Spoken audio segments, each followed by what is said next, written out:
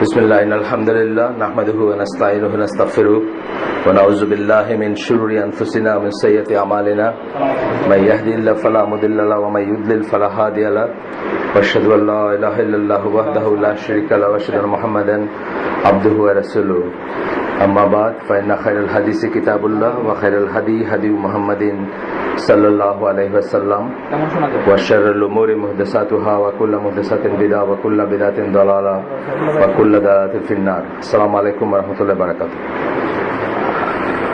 আমরা গতদিন যেখানে শেষ করছিলাম সেখান থেকে আজকে শুরু করি। আমাদের আলোচ্য বিষয় বইটার নাম হচ্ছে religious extremism in the lives of contemporary Muslims. সমকালীন বা আজকালকার মুসলমানদের ভিতরে, মুসলিমদের ভিতরে রিলিজিয়াস এক্সট্রিমিজম বা ধর্মীয় চরমপন্থা, এটা নিয়ে বইটা একজনের মাস্টার্সের থিসিস। উনি ইমাম সৌদ জামিয়াতুল ইমাম রিয়াদের, সেটার স্টুডেন্ট এবং টিচার। উনি যখন স্টুডেন্ট ছিলেন যখন পরীক্ষা দিচ্ছিলেন তখনকার থিসিস এটা। এখন থেকে 23-24 বছর আগে, রাফলি হয়তো 23 বছর 24 বছর হবে, সেরকম সময় আগে লেখা। সেপ্টেম্বর 11 অনেক আগে লেখা। এটা আমি সবসময় একটা পয়েন্ট বলি, এই জন্য বলি যে সেপ্টেম্বর 11 পরে পৃথিবীর হিসাব নিকাশ অনেক চেঞ্জ হয়েছে। তখন অনেক মুসলিমরা অনেক অ্যাপোলজিটিক লেখা লেখছেন, অথবা তাদেরকে খুশি করতে, তাদেরকে অ্যাপিস করতে ওয়েস্টার্ন ওয়ার্ল্ডের পশ্চিমা পরাশক্তি যারা, তাদেরকে অ্যাপিস করতে বা তাদেরকে আপনার ইমপ্রেস করতে অনেকে অনেক ধরনের লেখা লিখছেন। এটা সেই ধরনের লেখা না, তার আগেরই লেখা। এবং এই লেখাটাতে ইসলামের ডেফিনেশনে, ইসলামের পয়েন্ট অফ ভিউ থেকে যা এক্সট্রিমিজম, সেগুলো নিয়ে কথা বলা হয়েছে। কাফেরদের ডেফিনেশনে বা কাফেরদের পয়েন্ট অফ ভিউ থেকে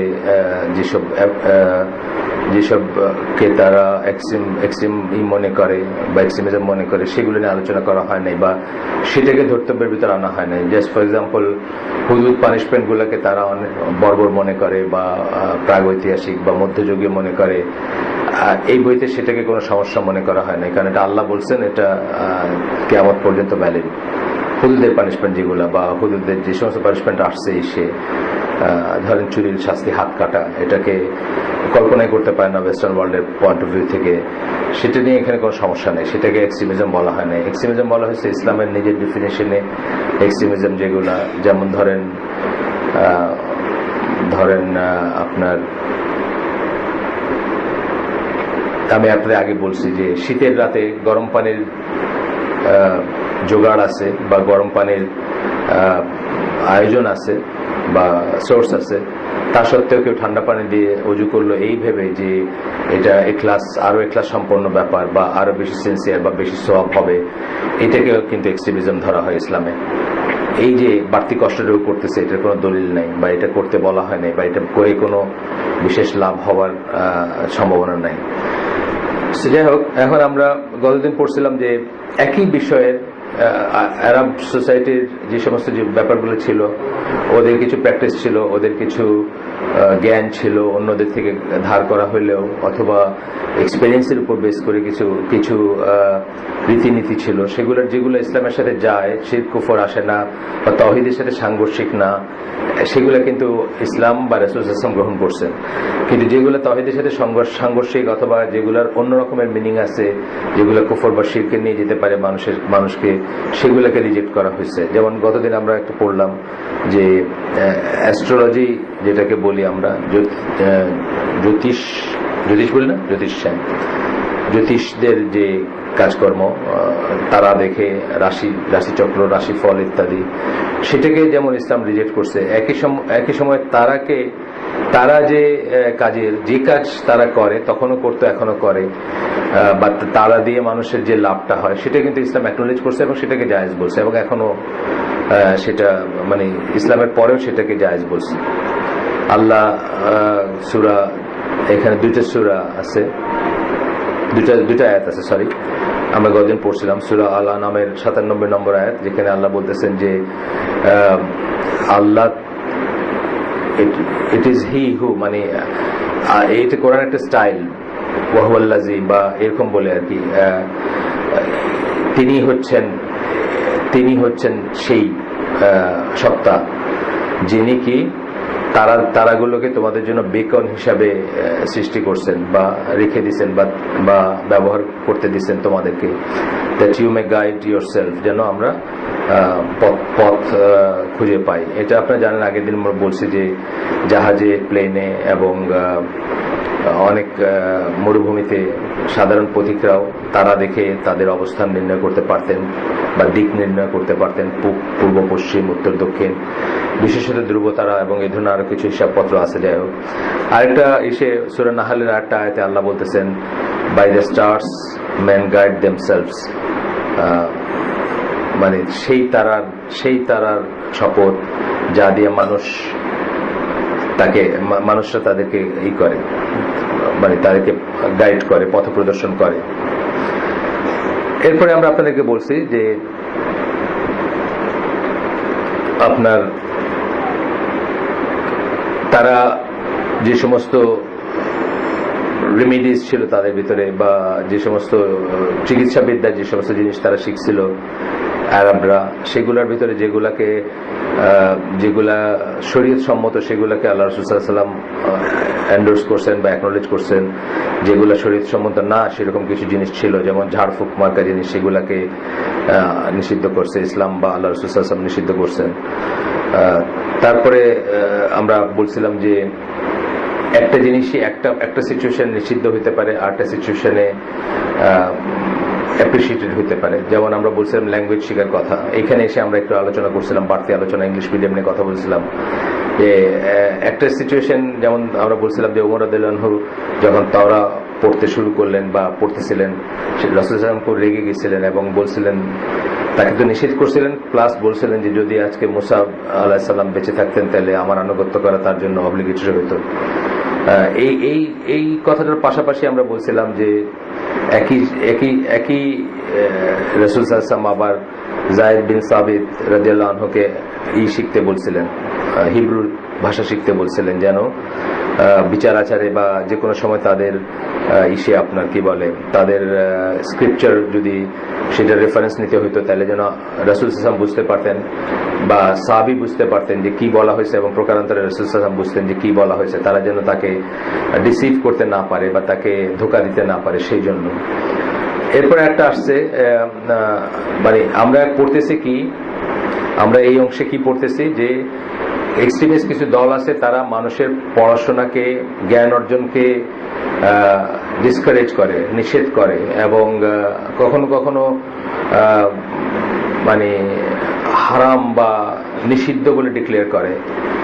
সেইখানে আমাদের কিছু কথা আছে যে একটা জিনিস বুঝবেন যে আমি আগেও বলছি, এই হালাকেই বলছি আগে, যে ইজতিহাদ এবং তাকলিদ দুইটা কথা আমরা বললাম। যে ইজতিহাদ হচ্ছে কি, যে আপনার এমন জ্ঞান হবে বা এমন জ্ঞান অর্জন করতে পারবেন যে আপনি কোরআন সুন্নাহ পড়ে নিজে রুলিং ডেরাইভ করতে পারবেন।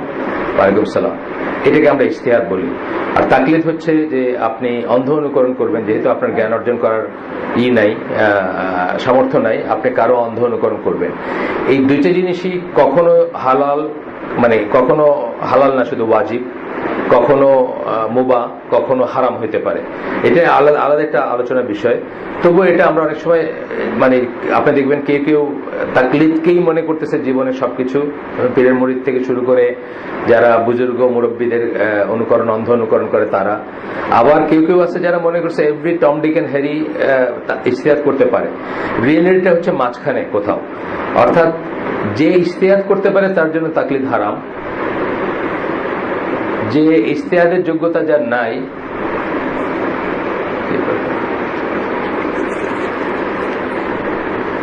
কেন আসিফা নাই, হ্যাঁ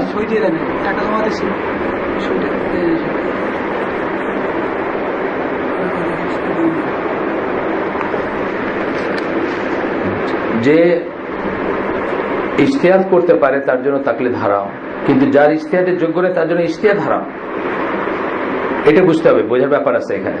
আপনাকে আমি একটা গল্প বলছি যে একসময় আমি একটা ইসলামী সংগঠন, তাদের মুহাক্কিক লেখক গবেষক এদের একটা করতো, তারা মাসে একবার বোধহয় বা এরকম কিছু, অনেকেই যাইতেন ওখানে, দাওয়াত দিত, অনেকে বাইরের লোকদের দাওয়াত দিত। তো এখানে মঞ্জুর ভাই গেছেন, মঞ্জুর ভাইয়ের সাথে আমার ওখানে দেখা হয়েছে। আব্দুল্লাহ জাহাঙ্গীরকে ইনফ্যাক্ট প্রথম আমি ওখানে দেখি। তো সেখানে একদিন দেখলাম যে তাদের গোষ্ঠীর বা তাদের দলের একটা ডাক্তার আসে, উদ্ভ্রান্ত চেহারা, উস্কো উস্কো চোল, আপনার মোটা গ্লাসের চশমা, জিন্সের প্যান্ট, সাদা শার্ট পরা। উনি ওনার ওই ধৈর্য বা ওই সহিষ্ণুতা নাই যে ওখানে বসে উনি এগুলো শুনবে আলোচনা। উনি অন্য কোথাও কোনো গবেষণা কর্মে ব্যস্ত ছিলেন। হঠাৎ সবার মাঝখানে আসলেন, এসে বললেন যে আপনার খুলে দেন। কি খুলে দিবে? মানে ইস্তেহাদের দরজা খুলে দেন, মানে ইস্তেহাদের দরজা খুলে দেন ওনার জন্য আর কি, মানে আপনার আমার সবার জন্য। এইটাও যেমন ঠিক না। সবাই যদি আমরা ইস্তেহাদ করতে শুরু করি, যারা মানে ইস্তেহাদ মানে আমরা সূরা ফাতিহা পসিবলি যিনি বলতেছেন অথবা যারা বলেন ইস্তেহাদের দরজা খুলে দেন, পসিবলি তারা কেউ সূরা ফাতিহাটাও কারেক্ট ভাবে উচ্চারণ করে পড়তে পারেন না। সেখানে তো ইস্তেহাদের দরজা প্রশ্ন ওঠে না। ইস্তেহাদের কতগুলা কমন থাকতে হবে, কতগুলো কমন পড়াশোনায় থাকতে হবে, কতগুলো কমন জ্ঞান থাকতে হবে, সেগুলোর পরে আপনি করতে পারেন। এটা যেমন সত্য, তেমনি তাকলিদ করতে বলবো আমরা, তাও সেটাও ঠিক না। যাই হোক, একটা জিনিস বুঝতে হবে যে দুইটার ভিতরে দুইটা জিনিস যখন এইভাবে আসবে, কিন্তু আল্লাহ আমাদেরকে কোনটা হইতে চাইছেন, রাসূল আমাদেরকে কোনটা হইতে চাইছেন, কোনটা হইলে আল্লাহ প্লিজড হইতেন, কোনটা ওয়ালাইকুম আসসালাম চলে যান এখানে, যে কোন জায়গায় চলে যান, কোনটা হইলে আল্লাহ প্লিজড হইতেন, কোনটা হইলে আল্লাহ পছন্দনীয় জিনিস হইতো, সেটা হচ্ছে যদি আমরা ইস্তেহাদটা হচ্ছে আল্লাহর পছন্দনীয় জিনিস। মানে ইস্তেহাদ করার যে ক্যাপাবিলিটি, তার মানে কি জ্ঞান থাকবে আপনার, জ্ঞানটা আল্লাহর পছন্দনীয় জিনিস, পড়াশোনাটা আল্লাহর পছন্দনীয় জিনিস। তার বিপরীতে মূর্খতা, জ্ঞানহীনতা এবং অন্ধ অনুকরণটা আল্লাহর অপছন্দনীয় জিনিস, যদিও বা এটা কখনো জায়েজ হইতে পারে। এই একই কথা এখানে আসতেছে। এতগুলো কথা বলার একটা কারণ হচ্ছে কিছু কিছু চরমপন্থী দল মানুষকে পড়াশোনাতে ডিসকারেজ করে। একটা জিনিস বুঝতে হবে যে পড়াশোনাটা আল্লাহর পছন্দনীয় কাজ। হয়তো কিছু পড়াশোনা ডিসকারেজ হইতে পারে, কিছু পড়াশোনা সমস্যা হইতে পারে, কিন্তু ইন জেনারেল পড়াশোনাটা আল্লাহর পছন্দনীয় কাজ। আল্লাহ কোরআন শুরু করছেন ইকরা দিয়ে, এবং ইকরা শব্দটা দিয়ে কোরআনের আয়াত মানে কি বলে ওয়াহি আসা শুরু হয়। এবং কোরআনে অনেক জায়গায় আছে যার দৃষ্টি আছে, যার দৃষ্টি নাই, যার জ্ঞান আছে, যার জ্ঞান নাই। আল্লাহ অলওয়েজ জ্ঞানকে অ্যাপ্রিসিয়েট করছেন এবং জ্ঞানহীনতাকে বা গবাদি পশুর সাথে তুলনা করছেন সেসব মানুষকে যারা চিন্তা করে না, যারা ভেবে দেখে না। তো আল্লাহ জ্ঞানটাকেই পছন্দ করেন, জ্ঞানহীনতাটাকে পছন্দ করেন। এটা জেনারেল রুল আমি বলতেছি। তারপরে হয়তো কোনো জ্ঞানকে পছন্দ করেন না, ইউজলেস জ্ঞান যেটা বা বেনিফিট নাই যে জ্ঞানে, সেটা অন্য জিনিস। কিন্তু জেনারেলি স্পিকিং জ্ঞানটাই হচ্ছে ইসলামের রিকমেন্ডেড জিনিস, জ্ঞানহীনতাটা না আর কি। এই পয়েন্টে উনি তুলে আনতেছেন এত কিছুর ভিতর দিয়ে। যাই হোক, তো এখানে গেল আমরা এসব শেষ করে গেছি, আর একটু তারপরেও করলাম। তো এখানে বলতেছে যে আল্লাহ রাসূল সাল্লাল্লাহু আলাইহি ওয়াসাল্লাম যখন জাকাত আনতে পাঠাইতেন, জাকাত কালেক্ট করার জন্য পাঠাইতেন, তাদের সাথে বসে অনেক সময় যেটা হয় যে হিসাব, যে কোনো কিছু হিসাবের ভিতর দিয়ে যাই না আমরা যখন একটা কাউকে পাঠাইলাম কোনো একটা কাজে, রাসূল সাল্লাল্লাহু আলাইহি ওয়াসাল্লাম সেগুলো করতেন। তো এখন কি যে একটা হাদিসে বর্ণনা করছেন যে আল্লাহ রাসূল সাল্লাল্লাহু আলাইহি ওয়াসাল্লাম আমাদেরকে পাঠাইতেন, অমুক ট্রাইবের জাকাত ক্যালকুলেট করে পাঠাইছেন, এবং যখন সে ফিরে আসছে তখন তার সাথে অ্যাকাউন্টস নিয়ে বসছেন। এই কথাটুকু বলে, এই হাদিসটা বলে রাসূল সাল্লাল্লাহু আলাইহি ওয়াসাল্লাম সম্বন্ধে এই বর্ণনাটা দেওয়ার পরে এই লেখক বলতেছেন, দিস হাদিস ইন্ডিকেটস দ্যাট দ্য প্রফেট সাল্লাল্লাহু আলাইহি ওয়াসাল্লাম the prophet's knowledge of calculating, which is one of the human sciences, মানে উনি যে ক্যালকুলেট করতে পারতেন, যেমন করে হোক, ওনারা হয়তো আঙ্গুলে গুনতেন, আমাদের মতো ক্যালকুলেটর ছিল না, বা গুণ ভাগ যোগ বিয়োগ হয়তো ওরকম কনভার্সেন্ট ছিলেন না, বা ছিলেন আমি জানি না, কিন্তু বলতেছেন যে হিউম্যান সায়েন্স, তার মানে এইটা উনি অ্যাডপ্ট করছিলেন, এটা উনি অ্যাডপ্ট করছিলেন এবং অ্যাডাপ্টেড করছিলেন নিজেকে, এটার সাথে খাপ খাওয়াইছিলেন, কারণ এটা দরকার ছিল হেড অফ স্টেট হিসাবে। আবার এটা উনি শিখে নিছিলেন বা শিখছিলেন, এটা বলতেছেন calculating, which is one of the human sciences. Indeed, the Messenger of Allah sallallahu alaihi wasallam was sent with the laws of inheritance which contain great deal of calculation. আপনারা জানেন, এই মাত্র কথা বলছি আমরা, এই শিবলি ছিল এখানে নিয়ে আপনার, এটা কিন্তু অনেক সূক্ষ্ম হিসাবের ব্যাপার আপনারা জানেন, যে জন্য দুইটা ইসের মাসালা অথবা যাকে তাকে জিজ্ঞেস করবেন না, বা এটা খেলানেলা করবেন না, এটা অনেক সিরিয়াস ব্যাপার। একটা হচ্ছে এই ইনহেরিটেন্সের ব্যাপারটা, এটা এত এত ডুজ এন্ড ডোনটস আছে, এত কন্ডিশন আছে। বাবা, একটা ফ্যামিলিতে বাবা মারা গেছে, মা বেঁচে আছে, এক ধরনের হয়ে গেল। মা বেঁচে নেই, আরেক ধরনের হিসাব হয়ে গেল। ছেলে মেয়ে মিলে আছে, এক ধরনের হিসাব হইলো। শুধু মেয়ে আছে, আরেক ধরনের হিসাব হইলো। মেয়েদের ভিতরে একা আছে, এক ধরনের হিসাব হইলো। দুইটা মেয়ে আছে, আরেক ধরনের হিসাব হইলো। মানে আমি বলতেছি যে এগুলা খুবই নিটিগ্রিটি আছে এবং খুব মানে কঠিন জিনিসের, কঠিন যে এইগুলা ফিক গুলা আসছে, তার ভিতরে একটা হচ্ছে এই ইনহেরিটেন্সের ব্যাপারটা, একটা হচ্ছে আপনার ইসের ডিভোর্সের ব্যাপারগুলা। মানে এগুলো খেলনার ব্যাপার না, এগুলা মানে আমরা নিজেরা সিরিয়াস হব, সিরিয়াস ভাবে ডিল করবো এবং সিরিয়াস ভাবে নিবো জিনিসগুলাকে। মানে আচ্ছা ঠিক আছে, আল্লাহ তো বুঝে নিবেন, আল্লাহ তো ভিতর জানেন, এটা করে হবে না আর কি। আল্লাহ ভিতর জানলে হবে না, বাইরটাও ঠিক থাকতে হবে। যাই হোক, যে ধরনের প্রবলেমগুলো হয় আমাদের ভিতরে, বিশেষ করে আমি দেখছি যে অনেক বড় লোক, তার শুধু মেয়ে আছে, উনি এখন থেকেই ফন্দি করতে শুরু করছেন কি কইরা আপনার এই কি বলে লেখা টেখা দিয়া কোনো মতে চাচাতো ভাইটাই এদেরকে ডিপ্রাইভ করা যায় এসে থেকে। বইগুলো নিয়ে খেলবেন না প্লিজ, ওই বইগুলো রেখে দিন একটু। এই যে আপনার পিছনে, হ্যাঁ বাচ্চারা, এই বইগুলো অন্যের আমানত আমাদের কাছে, এবং এটা বিক্রির বই। যদি নষ্ট হয় তার একটা আমানত নষ্ট হবে আমাদের কাছে। ইনশাআল্লাহ আমরা চেষ্টা করবো এটা থেকে বিরত থাকতে। আচ্ছা, অন্যের আমানত মানে এটা আকরামুজ্জামান ভাইয়ের হজের বই, উনি দিয়ে যান, উনি বিক্রি হইলে রানা সেই পয়সাটা ওনাকে দেয়, এই আর কি।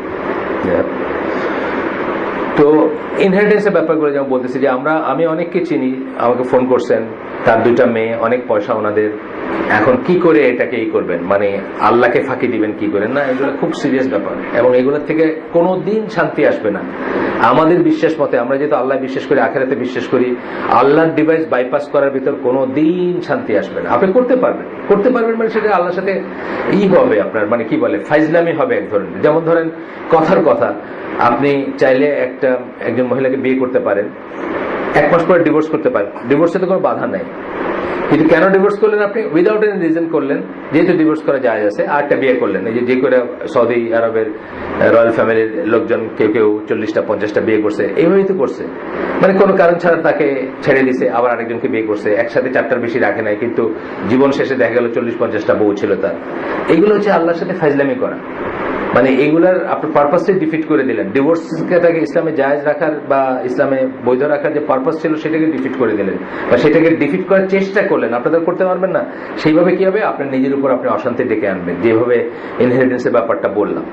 আচ্ছা, এরপরে আসেন রাসূল সাল্লাল্লাহু আলাইহি সাল্লামের তার 42 জনের মতো স্ক্রাইব ছিলেন যারা কোরআন লিখে রাখতেন। টোটাল 42 জনের মতো ছিলেন, এক সময় ছিলেন না, হয়তো ডিফারেন্ট সময় ছিলেন, ইনক্লুডিং খোলাফায়ে রাশিদিন যাদেরকে আমরা বলি, তারা সহ কোন না কোন সময় তারা কোরআন লিখছেন। এই যে লিখে রাখা, তারা লিখতে পারতেন যদি তারা না জানতেন লিখতে পড়তে না? তার মানে এটা একটা অ্যাপ্রিসিয়েবল জিনিস। আমরা যে পয়েন্টটা করতেছি যে পড়াশোনাটাই আল্লাহর পছন্দনীয় জিনিস। কখনো যদি কেউ মনে করেন, যেমন আমাদের দেশে গোষ্ঠী আছে তারা কোরআন পড়তে দেয় না মানুষকে, বলে কোরআন পড়লে গোমরা হয়ে যাবে। কিন্তু কোরআন পড়ার জন্যই আসছে। কোরআন কথাটা মানেই হচ্ছে দ্যাট উইচ ইজ ডিসাইডেড, যেটা পড়া হয়, যেটা রিসাইট করা হয়, যেটা আবৃত্তি করা হয়, সেটা পড়ার জন্যই আসছে। পড়ার জন্য আসছে। হয়তো কেউ পড়ে যদি হোলসেল বুঝটা নিজে নিয়ে নেয় যে আমি পড়ছি, আমি বুঝছি এবং এই মতোই আমি জীবন চালাবো, সেখানে হয়তো সমস্যা হইতে পারে। কিন্তু পড়তে তো নিষেধ করতে পারি না আমরা সেই জন্য। তাহলে আমি অনেক সময় বলি যে রিয়েলিটিটা হবে মাঝখানে। অর্থাৎ আমাদের দেশে এমন গোষ্ঠী আছে যারা বলে যে কোরআনটা খুলে পড়েন, এর ভিতরে সবকিছু পাবেন। এটা যেমন ঠিক না, মানে খুলে পড়ে সবকিছু পাবেন এবং সেই মতো আপনি আপনার জীবনে রুলিং ডেরাইভ করবেন, আপনার জীবনে হালাল হারাম বিচার করবেন, এইটা যেমন ঠিক না, তেমনি এইটাও ঠিক না যে কোরআন পড়বেন না, পড়লে গোমরা হয়ে যাবেন, এই কথাটা ঠিক না। রিয়েলিটি হচ্ছে মাঝখানে। কোরআন পড়বেন, বোঝার চেষ্টা করবেন, যেটা বুঝবেন না ওটা অন্যের কাছে যাবেন, তফসির আছে বা স্কলাররা আছে যে এটা কি বললেন আল্লাহ, এটা কেন বললেন, হ্যাঁ এগুলো নিয়ে গবেষণা করবেন, পড়বেন এবং বোঝার চেষ্টা করবেন। অন্তত সিম্পল জিনিসগুলো তো বোঝার চেষ্টা করতে কোনো সমস্যা নাই। কমপ্লিকেটেড গুলো আপনি যেগুলো বুঝেন না অন্যের কাছে বুঝবেন। আমাদের ওই উত্তরায় নতুন একটা জায়গায় হালাকা করতে শুরু করছি। উনি আমাদের 4 বছর জুনিয়র, এক্স আর্মি অফিসার ছিলেন। উনি আমার বললেন আমি কোন তফসির পড়ি না, আমি কোনো তফসির পড়ি না, তফসির মানুষকে গোমরা করে দেয়, এই জন্য পড়ি না। মানে তফসিরে তো ভিউ চলে আসে, নিজের নিজের ভিউ চলে আসে। আমি প্রথম কয়েকদিন কিছু বলি নেই, কারণ উনি নতুন, আমিও নতুন। ওইখানে উনি নতুন আসতেছেন, হালাকাটা ওনার কাছে নতুন জিনিস, বা এই 3-4টা হালাকা হওয়ার পরে আবার উনি রিপিট করেন এই কথাটা। আমি কোনো তফসির পড়ি না। আমি, আপনি কি পড়েন? আমি ট্রান্সলেশন পড়ি। আমার ট্রান্সলেশনটা আপনি করছেন, মানে আপনি আরবি বুঝেন না, এটা তো তফসির, এটা তো আরেকজন যেটা বুঝছে সেটা লিখছে। আপনি কি জানেন যে যত অনুবাদ আছে, কোরআনের কোনো অনুবাদ হয় না। অনুবাদ মানে হয়তো অন্য যা বুঝছে সেই জিনিসটা সে অনুবাদ করছে। এখন লেখে translation of the meaning of the Quran লেখে, দেখেন TMQ লেখে শর্টে, translation of the meaning of the Quran. একজন কোরআন পড়ছেন, উনি আরবিক জানেন, ওনার মনে যে অর্থটা জাগছে সেটাকে উনি ট্রান্সলেট করে দিচ্ছেন। এটা কোরআন ট্রান্সলেশন না। এখনকার সকল স্কলার এগ্রিড যে কোরআনের কোনো অনুবাদ হয় না, আর কোরআনের অনুবাদ যেটা সেটা কোরআন না। এখন উনি একটা অনুবাদ নিয়ে নিয়ে ঘুরতেছেন আর বলতেছেন আমি কোনো তফসির পড়ি না। ওটি তো ওর তফসির, যারটা পড়ছেন। আর যে কোনটা পড়েন আপনি? আব্দুল্লাহ ইউসুফ আলী। এমন ওর তো অনেক ভ্রান্তি আছে। এখনকার কোনো স্কলার এটা রিকমেন্ড করবে না। সবাই জানে যে এটাতে আকীদার ত্রুটি আছে, এটা মানহাজের ত্রুটি আছে, হালাল হারামের ত্রুটি আছে, এই সুদ সেই সুদ নয়। মানে উনি বলছেন যে চক্রবৃদ্ধি সুদটা এখানে হারাম, নর্মাল সুদ হারাম না, মানে এই ধরনের কথাবার্তা আছে ভর্তি। ওটা কেউ রিকমেন্ড করেন আপনি যেটা পড়তেছেন, তাই ওটা ওনার তফসির পড়তেছেন আপনি, উনি যেটা বুঝছেন আপনারা বুঝাইতেছেন, আপনি ওটা পড়তেছেন। এইটা তো আরো খারাপ জিনিস। তার চেয়ে তাবারি যেটা বুঝছেন, ইবনে কাসির যেটা বুঝছেন, ওটা পড়লে আপনার সেফ থাকতেন। আপনি আব্দুল্লাহ ইউসুফ আলী যেটা বুঝছে ওটা পড়তেছেন। তো এইগুলা হচ্ছে মানে অনেক সময় আমরা পয়েন্টগুলো মিস করি, উদ্দেশ্যগুলো মিস করি। যাই হোক, এরপরে ইবনে আব্বাস রাদিয়াল্লাহু আনহু বর্ণনায় আসছে যে বদর যুদ্ধের সময় কিছু কিছু প্রিজনার যাদের কোনো ছিল না, বন্দী যাদের কোনো র্যানসাম ছিল না, মানে তারা হয়তো এফোর্ড করতে পারেন নাই, তাদেরকে কেউ ছুটাইতে আসে নাই, কেউ মুক্তিপণ দিয়ে নিতে আসে নাই। রাসূল সাল্লাল্লাহু আলাইহি ওয়াসাল্লাম কি করলেন? তাদেরকে set their ransom at teaching 10 of the children of the Ansar how to read and write. দেখেন এই একটা হাদিসে কিন্তু মানে ইন্ডিকেশন যে পড়াটা, জ্ঞান অর্জন করাটা, জানাটা, শিক্ষাটা ইসলামে appreciated, not the other way round, যেটা আমাদের কিছু এক্সট্রিমিস্ট গ্রুপ বলতে চায়। এখন এক্সট্রিমিস্ট গ্রুপ বাংলাদেশেও হয়তো পাবেন, কিছু পাবেন। হ্যাঁ, অবস্থা সাপেক্ষে বলতে পারে, অবস্থা সাপেক্ষে বলতে পারে। ধরেন পড়াশোনা মানে যদি হয় প্রেম প্রীতি ভালোবাসা, ইউনিভার্সিটিতে গিয়ে জঙ্গলে বনে বাজারে ঘুরে বেড়ানো, সেই পড়াশোনা অনেক বাপ মা না চাইতে পারে তার মেয়ের জন্য, তার ছেলের জন্য, বা আদারওয়াইজ। কিন্তু এটা মানে তো পড়াশোনা ইটসেলফের কোনো দোষ নাই। আমাকে এখানে যে মঞ্জুর ভাই একদিন বলতেছিলেন যে আমরা কেন আমাদের মেয়েদের জন্য, মানে প্রায় প্রশ্ন আসে এটা আমাদের হালাকাগুলোতে, প্রায় প্রত্যেক হালাকাতে প্রশ্ন থাকে যে ইউনিভার্সিটিতে কেমনে যাব, তো আমরা কি পড়াশোনা করবো না, তাহলে ছেড়ে দিব, মানে এই প্রশ্নগুলো থাকে। তো এই প্রসঙ্গে একসময় মঞ্জুর ভাই মেয়েদের পড়াশোনা নিয়ে বলতেছে আমরা কেন পারলাম না এখনো, যে যেখানে সেফলি আমাদের মেয়েরা যাবে। আমরা যে আপনারা পারেন না, কিন্তু শিয়া খোমেনি পারছিল। সে তার মেয়েকে জীবনে ইউনিভার্সিটি, কলেজ, স্কুলে পড়ায় নাই, কিন্তু বাসায় এমন তারবিয়াতের ব্যবস্থা করছে যে সেই টিচারগুলোই তার সামনে বসে তার প্রেজেন্সে পড়াবে, এবং সেই মেয়ে শেষ পর্যন্ত ইউনিভার্সিটি টিচার হয়েছে। বাসায় পড়ে পড়ে ইউনিভার্সিটি টিচার হয়েছে। বাসায় পড়লে মানে কি, তার মানে দুইবার পড়ে নাই, সে প্রপার পড়াশোনাই করছে, কিন্তু বাসায় পড়ছে, যেহেতু বাইরে তখন তখনকার ইরানে ওইভাবে পড়ার ব্যবস্থা ছিল না। এখনকার অবস্থা কি সেটা আমি জানি না, মানে তখনকার কথা বলতেছি। যারা শিয়া, তাদেরও যারা কট্টরপন্থী শিয়া, তাদের জন্য পড়াশোনার ব্যবস্থা বাইরে ছিল না ওরকম। আমাদের যেটা আসছে এখন, আমরা খুবই ডিফিকাল্ট টাইম পাস করতেছি। যদিও আমাদের দেশে এক্সক্লুসিভ কিছু মেয়েদের কলেজ আছে, কিছু স্কুল আছে, বা ইউনিভার্সিটি হয়তো এরকম নাই, কিন্তু ছেলেদের জন্য আছে কিছু ইউনিভার্সিটি যেখানে, অথবা কিছু ইউনিভার্সিটি আছে যেখানে মেয়ে টোটালি নাই, যেমন IUT। কিছু জায়গা আছে যেখানে ছেলে মেয়ে থাকলেও তারা টোটালি আলাদা, IAUC, সেখানে ক্যাম্পাসগুলো আলাদা। তো হয়তো খুব লিমিটেডই আছে, কিন্তু গার্লস কলেজ আছে অনেক কটা, যেমন ইডেন, হোম ইকোনমিক্স, অন্তত বদরুন্নেসা, অন্তত যেগুলাতে মিক্সিং মিংলিং নাই, বা প্রাইমারি ইটা নাই আর কি, দুষ্ট এই জিনিসটা নাই। আচ্ছা, গেল এখানে আরেকজন ইমাম আল শাবি, উনি বলতেছেন the people of Mecca would know how to write while the people of Medina did not write. মক্কার লোকরা লিখতে পড়তে জানতো, মদিনার লোকরা আনপড় ছিল বা উম্মি ছিল, লিখতে পড়তে জানতো না। Therefore whoever could not make a ransom payment was sent 10 ওই যে 10টা এটা আরেকজনের বর্ণনা আসতেছে এইভাবেই করা হয়তো when they became proficient they were their ransom payment and Zaid bin Sabit was from those who were taught. দেখেন যে সাহাবীর কথা আমরা পড়লাম জায়েদ বিন সাবিত যাকে রাসূল সাল্লাল্লাহু আলাইহি ওয়াসাল্লাম হিব্রু পড়তে শিখছিলেন উনি কিন্তু ওই র্যানসামের বিনিময়ে পড়াশোনা শিখছিলেন আর কি এই হু হ্যাড টট এখানে আসতেছে দলিলটা আসছে এটা অবশ্য আমি জানতাম না আজকের জ্ঞান এটা আমার আচ্ছা এইখানে বলতেছে যে এইটাই হচ্ছে দলিল যে if it were not legal the Prophet sallallahu alaihi wasallam would not have made the teaching of reading and writing of the Muslim children a ransom payment. যদি এটা লিগ্যাল না হয়তো আল্লাহ রাসূল সাল্লাল্লাহু আলাইহি ওয়াসাল্লাম এটা করতেন না। আমরা দেখবো পরে গ্রুপগুলো দেখবো কারা এটা নিষেধ করছে, কারা পড়াশোনাকে নিষেধ করছে, কেন নিষেধ করছে এটা দেখবো পরে।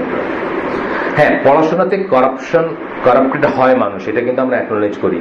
দেওবন্দের যারা আলেম, যারা অরিজিনালি আর কি দারুল উলুম যারা প্রতিষ্ঠা করেন, তারা কিন্তু ব্রিটিশদের থেকে পড়াশোনাটা নিবেন না, ব্রিটিশদের সাংস্কৃতিক আগ্রাসনটাকে প্রতিহত করবেন, এই উদ্দেশ্যেই কিন্তু দেওবন্দ প্রতিষ্ঠা করছিলেন। সেই বুঝটুকু কিন্তু তাদের ঠিক ছিল, কিন্তু যেটা ভুল হয়েছে সেটা হচ্ছে যে সেই ভ্যাকুয়ামটা পূরণ করার জন্য তারা এনাফ রিসোর্সেস বা এনাফ সাপ্লাই ছিল না তাদের, যে জন্য তারা এমন একটা অবস্থায় চলে গেছেন যে একটা হাসি ঠাট্টার ব্যাপার হয়ে গেছে এখন মাদ্রাসায় পড়াটা, তাই না? মানে মাদ্রাসায় পড়াটা থেকে রিডিকিউল করে মানুষকে, এবং দেয়ার আর রিজনস কেন করে, কারণ মাদ্রাসায় হয়ে গেছে দুইটা তিনটা ব্যাপার হয়ে গেছে। একটা হয়ে গেছে যে যার কোনো গতি নাই, যার খাওয়ার নাই, সে যাবে মাদ্রাসায়, ভিক্ষার উপর পড়বে, অনুদানের উপর পড়বে, বা এই ধরনের যেমন আসছে, তেমনি জ্ঞানগুলা হয়েছে কি কতগুলা জিনিসের ভিতর সেন্টার হয়ে গেছে। মানে আমি যেমন কোন একটা বইতে লিখছি আমার, যে মাদ্রাসা লাইনে যে শিক্ষিত যে হাইয়েস্ট অর্ডারের যিনি, উনি একটা ধরেন কোনো কারণে তাকে যদি ডিস্ট্রিক্ট কমিশনার বা পুলিশ কমিশনের সামনে দাঁড়াইতে তার হাঁটু কাঁপবে, বিকজ উনি কিছুই জানেন না, উনি তো নেপালের রাজধানীর নামও জানেন না, মানে যখন ওই টার্মসে কথা উঠবে। আবার এটাও ব্রিটিশদের বিরাট সাকসেস যে তারা এটা পারছে আর কি আলাদা করতে। আবার ধরেন যিনি পুলিশ কমিশনার বা ডিস্ট্রিক্ট কমিশনার, তাকে আপনি বললেন যে আপনি তো এই জায়গার আমির, আপনি আজকের জুমার নামাজটা পড়ায় ফেলেন, ওনার হাঁটু কাঁপবে। এখন আমি নিজেরতেই পড়ি, এটা ঠিক হয় কিনা জানি না আর কি। এইটা তারা করছে আর কি, যে জন্য আমরা এটাকে রিভার্স করার চেষ্টা অনেকে করতেছে, বা আমরা মনে করি এটা অ্যাপ্রিসিয়েবল যে লোক প্রেসিডেন্ট হবে সেই জুমার সালাত পড়াইতে পারবে, মানে এই দিনটা আমরা স্বপ্নে দেখি আর কি। এখন স্বপ্নে দেখলেও তো আর লাভ নাই, এখন আমরা নিজেদের ইসে করতে পারি। এখানে যারা আছে, এখানে অনেকে আছেন যারা তাদের যে সমস্ত অফিসগুলো আছে সেগুলোর হয়তো বেশ বস বা উপরের দিকে আছেন, তারা স্টার্ট করতে পারেন, এটা তারা শুরু করতে পারেন যে আমি আমার ইসেরটা পড়াবো, আমার এখানে খুতবা দিব অথবা এরকম করবো, এইভাবে শুরু হতে পারে। তো যাই হোক, এরপরের পয়েন্টটা হচ্ছে 5 নম্বর পয়েন্ট এইখানের ইসের, সেটা হচ্ছে যে রাসূল সাল্লাল্লাহু আলাইহি ওয়াসাল্লাম ওয়ারফেয়ারের, যুদ্ধের, অন্যান্য জাতির থেকে যুদ্ধের টেকনিক গুলো নিছেন, যেগুলো সুপিরিয়র মনে করছেন। এটা কেন বলতেছেন? যে যদি কোনো একটা জিনিস আমাদের জন্য লাভজনক হয়, মুসলিম উম্মার জন্য লাভজনক হয়, আর এটা যদি ধর্মীয় কোনো ইম্পোর্ট না থাকে, এম্পিরিক্যাল ব্যাপার, এটা নিতে কোনো বাধা নেই আমাদের। যেমন আমরা ব্লগে হোক অথবা ইন্টারনেটে বা কোনো জায়গায় কোনো ট্রানজেকশনে তর্ক যেখানে হচ্ছে, সেখানে আমরা অনেক সময় দেখি যে মুসলমানদের যখন এত জ্বালা পশ্চিমের উপরে, তা আমাদের কম্পিউটার ইউজ করে কেন, আমাদের টেকনোলজি ইউজ করে কেন, আমাদের স্যাটেলাইট ইউজ করে কেন, এইভাবে বলে অনেক সময় কথাটা। এটার একটা সুন্দর উত্তর আছে, আমি আপনাদেরকে আগেও বলছি, যারা ছিলেন না বা যারা শেয়ার করতে পারেন না তাদের জন্য আবার বলতেছি। এটা একটা সুন্দর উত্তর আছে যে টেকনোলজির আজকের এটা যদি হাইয়েস্ট অ্যাচিভমেন্ট যাই হোক, যেটা স্টিঙ্গার মিসাইল হোক অথবা আপনার ক্লাউড কি সব আছে না এখন, মানে সুপার কম্পিউটার বা যাই আছে, এগুলিকে যদি আমরা ধরি যে সবচেয়ে হাইয়েস্ট অ্যাচিভমেন্ট টেকনোলজির বা সায়েন্স এন্ড টেকনোলজির, তাহলে এটাকে যদি একটা 100 তলা বিল্ডিং হিসেবে আমরা চিন্তা করি, তাহলে এই বিল্ডিংটা একদিনে হয় নাই, এটা ধরেন হয়তো 5000 বছরে হয়েছে, কথার কথা, একটু একটু একটু একটু করে হয়েছে। এটার একতলা বা ফাউন্ডেশনে দেখবেন হয়তো আপনি ইজিপশিয়ানদের আছে, অথবা মায়ানদের আছে, মেক্সিকান যারা আগের সভ্যতা ছিল, অথবা গ্রিকদের আছে, অথবা রোমানদের আছে, আরবদের আছে, ইন্ডিয়ানদের আছে। এক একটা তালা হয়তো বা একসাথে হয়তো 10-12 তালা কেউ বানাইছে, বিকজ ওই সময়টা তারা পিকে ছিল, মুসলমানরা যখন পিকে ছিল তখন তারা যে কাজগুলো করছে, অ্যালজেব্রার কাজ করছে, কেমিস্ট্রির কাজ করছে, চার্ট প্লট করার কাজ করছে, নেভিগেশনাল চার্ট যেটা দেখে দেখে এখন আমরা দুনিয়া ঘুরি, এটা শুরু করছে মুসলমানরা। এই ধরনের অনেক ব্যাপার ছিল। তো ওইগুলা যদি আপনি ওইগুলা মানে একতলার উপর একতলা করতে করতে 100 তলা পর্যন্ত পৌঁছেছেন, মাঝখান থেকে 10-12 তলা সরাই নেন, আপনার বিল্ডিংটা পুরো ধসে পড়বে। জাস্ট ফর এক্সাম্পল 1 and 0 এইটার উপর কিন্তু সমস্ত বুলিয়ান অ্যালজেব্রা এবং সমস্ত ডিজিটাল টেকনোলজি দাঁড়ায় আছে। 1-0 যে হিসাবটা, দুইটা ডিজিট মাত্র, দুইটা ডিজিট 1001, মানে এটারই ম্যানিপুলেশন বা এটারই সিগন্যাল হয় 1 না হয় 0, এই জিনিসটা দিয়ে পুরা কম্পিউটার টেকনোলজি দাঁড়ায় আছে। এই জিরোটা কিন্তু পশ্চিমারা আবিষ্কার করে নাই, এই জিরোটা ইস্ট থেকে আবিষ্কার করা হয়েছে, বা এটার ইউজটা মুসলমানরা এসে নিছেন, অ্যালজেব্রার ইউজটা মুসলমানরা নিছেন। এটা আবিষ্কার নিয়ে একটু আছে, কেউ বলে ইন্ডিয়ানরা, কেউ বলে মুসলিমরা, কিন্তু ইউজটা বা এই অ্যালজেব্রার ব্যাপারটা যে মুসলিম, অ্যালজেব্রা অ্যালগোরিদম বা এই সমস্ত জিনিসগুলো যে মুসলিমরা করছেন, মুসলিমদের যে বিশাল অ্যালজেব্রার সাবজেক্টে তো আপনারা জানেন মুসলিম হ্যাঁ। তো সুতরাং এইটা অ্যাকনোলেজ যদি না করেন, এইটাকে ওয়াইপ আউট করলে আপনার কোনো কম্পিউটার নাই, কোনো সুপার কম্পিউটার নেই, কোনো স্মার্ট ওয়েপন নাই, তাই না ব্যাপারটা? এইভাবে ফাউন্ডেশন গুলো গেছে। সুতরাং এইখানের সাথে এটা তুলনা হয় না। এটা আমারটা আপনি নিছেন, নিয়ে আপনি আরেকটা যোগ করছেন, করে আরেকটা কিছু হয়েছে, আমি করছি, আপনি করছেন, এইভাবে করে গেছে। এবং এইভাবে যদি আপনি দেখেন তাহলে দেখবেন যে আপনি সিঙ্গেল আউট করতে পারবেন না যে এটা কার থেকে কারটা ইম্পর্টেন্ট। আমি তো বলবো জিরোটা সবচেয়ে ইম্পর্টেন্ট। এখনকার দুনিয়ার সমস্ত ম্যাথমেটিক্স দাঁড়ায় আছে এই জিরোর কনসেপ্টের উপর, এটা সবচেয়ে ইম্পর্টেন্ট, কথার কথা। তারপরে এটা ছাড়া আপনার কোনো ম্যাথমেটিক্স নেই, কোনো ফিজিক্স নেই। সুতরাং এইভাবে যখন চিন্তা করবেন তখন এককভাবে কেউ বলতে পারবে না যে আমি এটা আমারটা কেন তুমি ব্যবহার করতেছো, তা না। আমি বলবো তো আমারটা আপনি কেন ব্যবহার করতেছেন, তাই না? ব্যাপারটা এরকম আর কি। আপনার যারা ইতিহাসের বই পড়বেন, যেমন একটা বইয়ের কথা আমি বলি এখানে, Marshall G Hodgson ventures of Islam, একটা বইয়ের কথা বলছি কয়েকবার, 3 খণ্ডে বইটা। ওইখানে উনি একটা জায়গায় লিখছেন যে মধ্যযুগের কথা লিখছেন, যে তখন পুরা ইউরোপ ডার্ক এজের ভিতর দিয়ে ডার্ক এজে ছিল। তখন জ্ঞানের ট্রাফিক ওয়ান ওয়ে ছিল, মুসলিম ওয়ার্ল্ড টু ইউরোপ, ইউরোপ থেকে মুসলিম ওয়ার্ল্ডে কোনো জ্ঞানের ট্রাফিক ছিল না তখন। এবং ছদ্মবেশে ফ্রেঞ্চরা, জার্মানরা, ব্রিটিশরা ছদ্মবেশে স্প্যানিশ মানে ইসলামিক ইসে আসতো দিন শিক্ষা, জ্ঞান শিক্ষা করার জন্য, মানে দুনিয়াবী জ্ঞান বা ইউনিভার্সিটি জ্ঞান শিক্ষা করার জন্য বা হায়ার স্টাডিজের জন্য আসতো। তো তখন আপনি এখানে বলতে পারেন না যে এটা আমার, এটা আপনি নেন না, ওইটা আপনি নেন না। তাহলে আপনি এই ভাগ করতে গেলে আপনার সভ্যতাই টিকে থাকবে না বা আপনার টেকনোলজি থাকবে না। আমি আপনার বলবো you get rid of zero, এটা আমাদের আবিষ্কার, কথার কথা। বা অ্যালজেব্রার এই জিনিসটা আমাদের আবিষ্কার, তুমি এটার থেকে এটা ছাড়া তুমি করো কেমনে পারো, এটা সম্ভব না করা। সুতরাং আমরা যেটা করবো সেটা হচ্ছে এম্পিরিক্যাল সায়েন্স, যেগুলা ব্যবহারিক সায়েন্স যেগুলা, সেগুলোর ব্যাপারে আমরা অবশ্যই গ্রহণ করতে পারি, অন্যের থেকে নিতে পারি, আমাদের থেকেও নিতে পারে। এবং এটা গোটা মানব সভ্যতার অ্যাচিভমেন্ট, হাজার হাজার বছর ধরে একটু একটু একটু একটু করে। ধরেন মানে বিসি মানে বিফোর ক্রাইস্ট, সেই সময়ই ট্রিগোনোমেট্রির ব্যবহার ছিল ইজিপ্টে। এখন কি আপনি বলবেন নাকি যে মানে ইজিপশিয়ানরা বলবে যে আমাদের ট্রিগোনোমেট্রি ছাড়া ট্রিগোনোমেট্রি ছাড়া কিন্তু কোনো সায়েন্স হবে না, এটা তো বুঝেন এমনিতেই। এখন কি আমরা বলবো নাকি যে ট্রিগোনোমেট্রি ওদের, সুতরাং ওরা বললো যে এটা নিয়েন না, এটা ছেড়ে দেন। এই কথাগুলো ফ্যালাসিয়াস কথা, এগুলোর উত্তর অনেক সময় আমরা জানি না। অনেক সময় আমরা ব্যথায় নীল হয়ে যাই মুসলমানরা। আমাদের যখন বলে ঠিক আছে তোমরা এতই যখন সুন্না করতেছো, তাহলে কম্পিউটার ইউজ করে না। কম্পিউটার ইউজ করে নাথিং টু ডু উইথ সুন্না। মানে আল্লাহ সাল্লাল্লাহু সেই সাদা কি বলে, সাদা খচ্চরের উপর চড়তেছেন মুআদ বিন জাবালকে পিছনে নিয়ে, আর আজকের প্রেসিডেন্ট একটা হিরো হোন্ডার উপরে চড়তেছে তার ফ্রেন্ডকে পিছনে নিয়ে। সিমিলার জিনিস, বুঝছেন না? এটা খুঁজে পাইতে এত কষ্ট হওয়ার তো কোনো কথা নেই। ওইটা একটা বাহন ছিল, এইভাবে দেখলেই হয় জিনিসটা। ওইটা একটা বাহন ছিল, তখনকার জন্য ওটা হোন্ডার মতো একটা বাহন ছিল। আজকের প্রেসিডেন্টের জন্য হোন্ডা চড়া যেরকম একটা, আমরা খুব অবাক হইতাম যে প্রেসিডেন্ট হোন্ডায় চড়তেছে, পিছনে আহমেদের নিজাত নাকি ওদের হোন্ডা কি ভেসপায় চলে না, এগুলো ছবি আসছে কোথায় যায়। আচ্ছা, তো পিছনে তার বন্ধুকে নিয়ে চড়তেছেন, বলতেছে ও Muadh, I love you for the sake of Allah. এখন মার্সিডিজ পিছনে হইতে পারে, আচ্ছা। তো এটা ওইভাবে চিন্তা করলে হয় যে টেকনোলজি কারো বাবার না, কারো বাবার সম্পদ না। টেকনোলজি হয়েছে, মানে যেমন বাহন কথাটা তখন একটা মিনিং, এখন একটা মিনিং। এইভাবে যদি টেকনোলজি ধরেন তাহলে এম্পিরিক্যাল সায়েন্স নিতে কোনো বাধা নেই। যাই হোক, আসেন যুদ্ধের কথা বলতেছেন যে কিছু কিছু যুদ্ধের টেকনিক আল্লাহ রাসূল সাল্লাল্লাহু আলাইহি ওয়াসাল্লাম অন্যদের কাছে নিয়েছে, যেমন সালমান আল ফারিসি উনি ওই যে খন্দকের যুদ্ধের সময় এটা সাজেস্ট করছিলেন যে আমরা যখন আমাদের মানে যখন আমরা ভয় পাইতাম যে অশ্বারোহীরা আসবে, সরাসরি মার্চ করে যাবে, ভিতরে ঢুকে যাবে আমাদের বা আমাদের, তখন আমরা এরকমই করতাম, ট্রেঞ্চ করতাম, যেটা খুব এফেক্টিভ হয়েছিল আপনারা জানেন। এটা ওয়াজ দ্য অনলি ওয়ে তখন। এখনকার পয়েন্ট অফ ভিউ থেকে দেখলে মনে হয় যে মদিনাকে বাঁচানোর একমাত্র রাস্তা ছিল এটা। এই জিনিসটা যেমন আল্লাহ রাসূল সাল্লাল্লাহু আলাইহি ওয়াসাল্লাম তার কাছ থেকে নিয়েছেন, এটা পার্সিয়ানদের একটা এবং এটা কোনো ছাড়া নেওয়া হয়েছে। তারপরে ওই তাইফ যখন করেন, মানে অবরোধ করা হয়, তখন ওই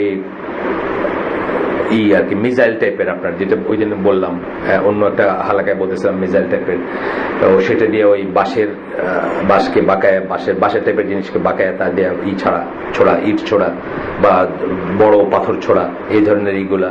পাথরের তো কোনো অভাব নেই, আরব দেশে যারা গেছেন দেখছেন বিরাট বিশাল বিশাল ব্যাপার আর কি, বিশাল বিশাল পাথরের। তো সেগুলো ছুড়ে করাটা was the first to launch one in Islam, মানে himself রাসূল সাল্লাল্লাহু আলাইহি ওয়াসাল্লাম নিজে সেটা করছিলেন আর কি, মানে ইন্ট্রোডিউস করছিলেন। কিন্তু এটা আসলে বাইরের বিদেশি জিনিস ছিল বা অন্যদের টেকনোলজি ছিল। আচ্ছা, এরপরে হচ্ছে যে did not forbid such knowledge even though some of it was taken from the Persian and Romans. Human sciences are based on experiences and nations can benefit from the other in this matter. মানে one nation can benefit from other, এটি থেকে বা nations can benefit। এটা আজকেরও policy.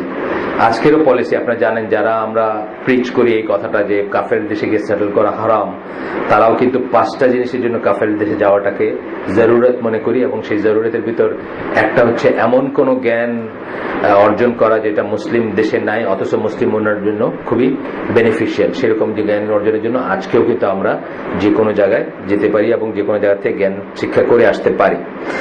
আচ্ছা, after clarification of some points related to the knowledge I may conclude. এই যিনি লিখছেন উনি বলতেছেন, তাহলে আমরা কনক্লুশনে আসি। প্রথম কথা হচ্ছে, forbidding the learning of the human sciences is forbidding something that Allah has made permissible, hence it is a type of extremism. Human sciences যেগুলোর কথা আমরা বললাম, এগুলো হিউম্যান সায়েন্সেস, যেগুলো মানুষের কাজে লাগে, এগুলো যদি আমরা কাউকে নিষেধ করি তাহলে এই ব্যাপারটা একটা এক্সট্রিমিজমের মতো হয়ে যাবে। কোন এক্সট্রিমিজম? যে আল্লাহ যা পারমিট করছেন সেটাকে নিষেধ করার মতো ব্যাপার হয়ে যাবে।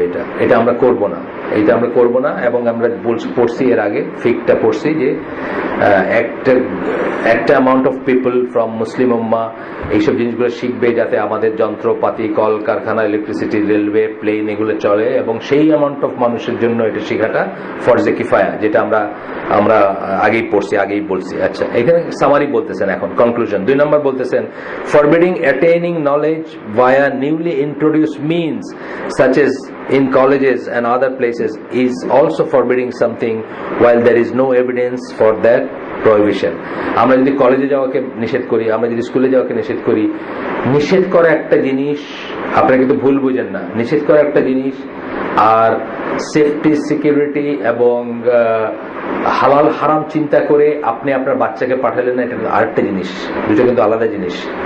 নিষেধ করা মানে কি? হোলসেল নিষেধ করা। ইউনিভার্সিটিতে যাবা না, কলেজে যাবা না, মেডিকেল পড়বা না, ইঞ্জিনিয়ারিং পড়বা না, অঙ্ক করবা না, ইত্যাদি জিনিসগুলা, সেটা না। কিন্তু হালাল হারাম বেছে আপনি কতটুকু নিব না, এরকম ডিফারেন্ট একটা জিনিস। যেমন ধরেন আমার কথা আমি বলি, আমার মেয়ে আমাকে, আমি তো জাহাজে ছিলাম, ইংলিশ লিটারেচার পড়বে সে, আমি স্ট্রেইট না করছি, ইংলিশ ল্যাঙ্গুয়েজ ইয়েস পড়ো। সে তো ইংলিশ মিডিয়াম স্কুলে পড়তো, কোন একটা কারণবশত পড়তো। আমরা বলছি আপনাকে নতুন করে, মানে আপনাদের বলছি, যারা আমাকে চিনেন তারা জানেন যে কোন একটা বিশেষ অবস্থায় তাকে যখন YWCA-তে পড়তো, ওই 11-12 বছর বয়স হলে যখন হিজাব পরে যাইতে শুরু করলো, তখন তারা নিষেধ করছে পয়লা। উষা কবির মহিলার নাম, যিনি প্রিন্সিপাল ছিলেন। নিষেধ করার পরে আমি তাকে লিখিত দিছিলাম যে আপনি কেন নিষেধ করছেন, মুসলমানের দেশে এটা তার ফরজ, সেই করতেছে, আপনি কেন নিষেধ করছেন, আমাকে আমি আনসার চাই আর কি, কোন আইনে, কোন নিয়মে, কোন নীতিতে আপনি নিষেধ করলেন হিজাব পরা? আমি তো আপনার স্কুলে দেখছি যে সিস্টার্সরা, সোকল সিস্টার্সরা আর কি, মানে ক্রুশ ওই পরে না, একটা কেমন ক্রস পরে ওই সাদা কাপড় পরে যায়।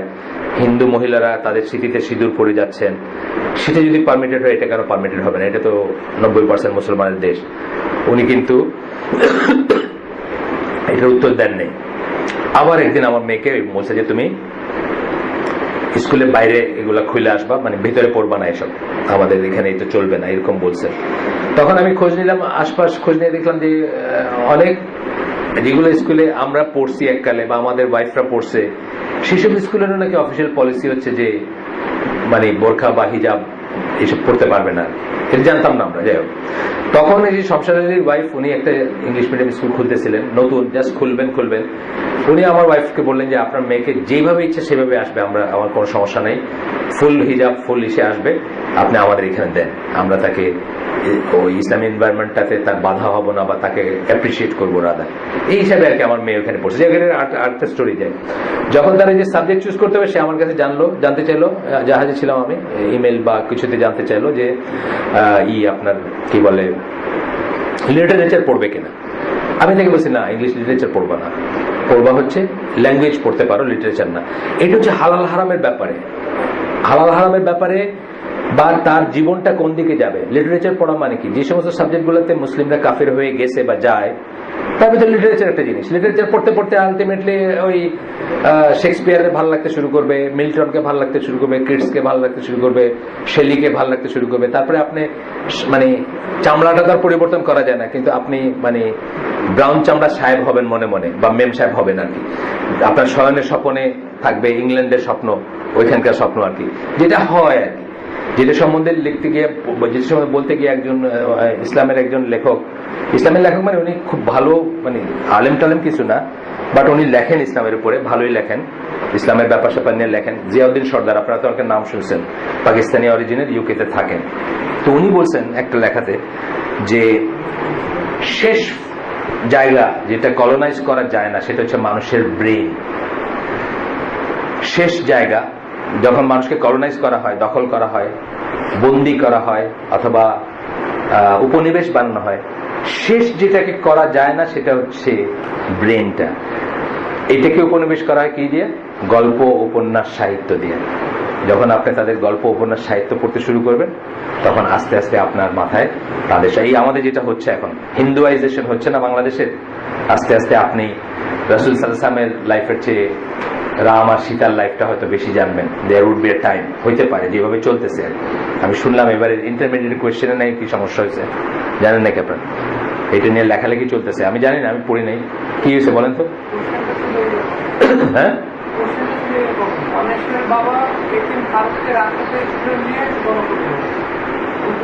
কেন্দ্র করে ভারতের মধ্যে ঝগড়া হয়, বাধ্যতা হয়, এতে ফারুক গণেশকে হত্যা করে।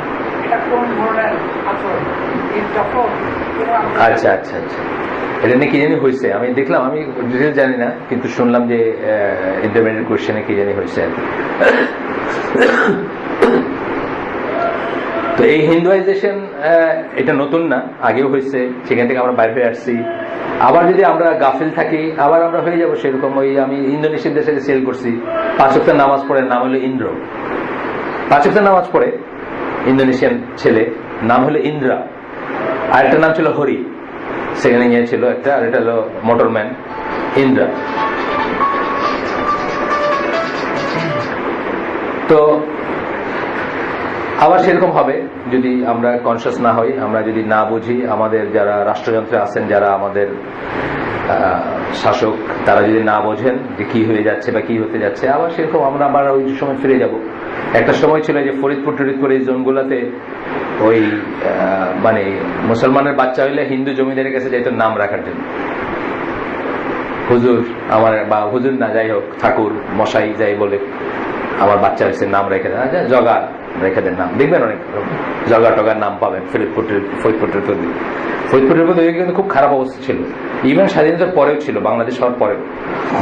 যাই হোক, এটার সূত্রপাত অনেক পিছনে, এই সত্যজিৎ রায়ের কি বলে ফেলুদা, পড়েন নাই বা ঘরে নাই এরকম মানুষ কেউ কয়জন আছেন হাত তুলেন এখানে? পড়েন নাই বা ঘরে নাই একজনও পাওয়া যাবে না হয়তো। মধ্যবিত্ত, আচ্ছা আপনি পড়েন নাই, ভালো, মাশাআল্লাহ। আজকাল আছে না ব্যাপারগুলা, মানে এইগুলা তো আসতেছে for last 100 years, last 100 years ধরে। আমরা বাংলাদেশি তো এই হুমায়ুন আহমেদের যুগ থেকে একটু শুরু হলো বাংলাদেশি উপন্যাস গল্প বলতে পারেন, রিয়েলি প্রমিনেন্ট। তার আগে ছিল আলাউদ্দিন আল আজাদ, একজন হয়তো 5 বছরে একটা বই বাইরেছে, পড়ছেন, ঠিক আছে। কিন্তু গল্প উপন্যাস বললে আমরা যা কিছু গিলছি সারা জীবন, ঠাকুরমার জুলির থেকে শুরু করে গোপাল ভাঁড়, হ্যাঁ গোপাল ভাঁড় থেকে শুরু করে সব তো ওদের। সুতরাং আমাদের শয়নে স্বপনে নিদ্রায় জাগরণে ওদের জিনিসগুলোই আমাদের মনে আসে। ইট ইজ ভেরি ডিফিকাল্ট যে আপনারা কখনো পড়েন না যে একটা মা তার পূজা সাইরা মানে একটা কাজ করতেছে, পূজায় ব্যস্ত ছিল দেখে ছেলে এসে তার সাথে কিছু বলতে পারে নাই, এই সময়টায় মা কারোর সাথে কথা বলে না, আছে না সকালে পয়লা এই করে, এই গল্পগুলো এগুলো পড়ছেন না ডেসক্রিপশন, এই নামাজের ডেসক্রিপশন তো এখন আসতে পারে আসলে। সুতরাং আমাদের মনে এগুলো অনেক আগের থেকে আছে, এবং এইগুলা এই জিনিসগুলা যদি কেউ সিঙ্গেল আউট করে, এই জিনিসগুলো যদি কেউ ফিল্টার করে, এই জিনিসগুলো যদি কেউ মনে করে যে তার বাচ্চাকে পড়াবে না, সেটা কোনো দোষের কিছু না। সেটা হচ্ছে সে তার নিজেকে রক্ষা করতেছে, হারাম থেকে বেঁচে থাকতেছে, কাফিরাইজেশন থেকে নিজেকে রক্ষা করতেছে। কাফির হওয়ার একটা প্রক্রিয়া আছে না, সেইখান থেকে তারা মুশরিক হওয়ার প্রক্রিয়া থেকে নিজেকে রক্ষা করতেছে, সেটা হচ্ছে একটা ডিফারেন্ট জিনিস। কিন্তু জেনারেলি আমি বলতেছি সায়েন্স টেকনোলজি, বিশেষ করে সায়েন্স টেকনোলজি, এটাতে কিন্তু ইসলামে কোনো নিষেধ নাই বা কোনো সমস্যা হওয়ার কথা না। তবে ফিলোসফিক্যালি যেগুলা হিউম্যানিটিজ এর সাবজেক্ট যেগুলা, ওগুলোতে আপনারা সাবধান থাকবেন। কারণ কুফরি বলেন বা এই ঢুকে হচ্ছে ওই সমস্ত জিনিসের ভিতরে যেগুলো হিউম্যান এলিমেন্টস থাকে, হিউম্যান কনজেকচার থাকে, হিউম্যান ফিলোসফি থাকে, মানুষের ধ্যান ধারণা থাকে, মানুষের মতামত থাকে, মানুষেরই থাকে। এই a+b² এটার ভিতর কিন্তু মানুষের কোনো মতামত নাই, এটা কিন্তু আল্লাহ সৃষ্ট নিয়ম, জানেন তো। মানে যারা একটু সায়েন্স নিয়ে পড়াশোনা করছেন, এগুলো কখন came into existence, big bang এর একটু পরে এগুলা ফিজিক্যাল ল এবং ম্যাথমেটিক্যাল ল গুলা এক্সিস্টেন্সে আসছে। এগুলো কিন্তু হিন্দুর জন্য, মুসলমানের জন্য, রাশিয়ানদের জন্য, সবার জন্য a+b² সমান a²+2ac+b², এইটাই, আর কোনো এটার কোনো মানে চেঞ্জ নাই। সুতরাং এইটা না, কিন্তু যেগুলোতে মানুষের এলিমেন্ট গুলা ঢুকবে, মানুষের চিন্তা ভাবনা ধ্যান ধারণা ঢুকবে, সেই জিনিসগুলোতে আপনারা সাবধান থাকবেন, ইনশাল্লাহ থাকা উচিত আমি মনে করি। আসেন, তাহলে স্কুলে যাবা না, কলেজে যাবা না, এই ধরনের জিনিসগুলো আমরা বলবো না unless there is a reason. যেমন ধরেন ফ্রি মিক্সিং বা ওইখানে ইনডক্ট্রিনেশন যেটাকে আমরা বলি, এমন ভাবে মগজ ধোলাই করা হয় যেটা ইসলামের বিরুদ্ধে যাবে। এখানে স্কুল আছে, যেমন নালন্দা একটা স্কুল আছে না, এই ওয়াহিদুল হকরা প্রতিষ্ঠা করছিলেন, সঞ্জিদা খাতুনের হাজবেন্ড মরে গেছেন, পান নাস্তিক ছিলেন আর কি, ছায়ানটের নাট গুরু যিনি ছিলেন, ওনারা একটা স্কুল প্রতিষ্ঠা করছেন। ওখানে ওই কোরআনের কাহিনীগুলো যে ইব্রাহিম আলাইহিস সালাম বা প্রথম ক্লাসে বলেছে, যেগুলো সব মিথ্যা কথা, এগুলো সত্যি না, বুঝছেন না। স্কুলের এই শ্রেণীতে এগুলা যদি আমরা একটা মিথ্যা মনে করি, আমরা কিন্তু আর ইসলামে থাকবো না। এগুলো কোরআনের কাহিনী এবং এগুলোকে আমি আক্ষরিক অক্ষর সত্য মনে করতে হবে। এমনকি এটা মনে করবো না যে আল্লাহ এটাকে বোঝাই থেকে একটা উদাহরণ দিয়েছেন, তাও মনে করবো না, এটাও কিন্তু কেউ মনে করে। আচ্ছা, শুকরি মুস্তাফা যার কথা আসবে এখন, some people nowadays have gone to this extreme in describing Jama of the last days. শুকরি Mustafa হচ্ছেন তাকফির ওয়া হিজরার আমির ছিলেন। তাকফির ওয়া হিজরা কারা ছিলেন জানেন আপনারা? বর্তমান এই সময়টা যদি আমরা গত শতাব্দীর থেকে ধরে এই পর্যন্ত আসি, অর্ধেক থেকে ধরে আসি, তাহলে সবচেয়ে কঠিন কঠোর চরমপন্থী দল ছিল তাকফির ওয়া হিজরা ইজিপ্টে, যারা তাদেরকে ছাড়া সবাইকে কাফের মনে করতো, সব মুসলিমকে কাফের মনে করতো।